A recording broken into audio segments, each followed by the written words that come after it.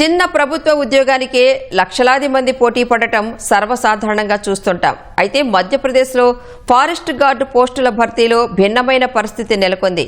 సిద్ది జిల్లాలో 8 forest guard పోస్టులకు కేవలం ఒక్కరే హాజరయ్యారు. ఆమెకు ఉద్యోగం దక్కగా మిగిలిన 7 పోస్టులు ఖాళీగా ఉండిపోయాయి. రాష్ట్రంలో అత్యంత వెనుకబడిన గిరిజన తెగలైన బైగా, భరియా, సహరియా వర్గాల కోసం సిద్ది అటవీ డివిజన్ పరిధిలో 2026కు ప్రభుత్వ నోటిఫికేషన్ విడుదల చేసింది. ఆన్లైన్ దరఖాస్తుల పరిశీలన తర్వాత సర్టిఫికెట్ల వెరిఫికేషన్, దేహదారుఢ్య పరీక్షల కోసం మొత్తం 25 మంది అభ్యర్థులను అధికారులు పిలిచారు. వారిలో కేవలం ఒక్క మహిళా అభ్యర్థి మాత్రమే రావడం విస్మయానికి గురి చేసింది. ప్రభుత్వ నియమ నిబంధనల ప్రకారం మహిళలు 15 కిలోమీటర్లు, పురుషులు 25 కిలోమీటర్లు నడవాలి.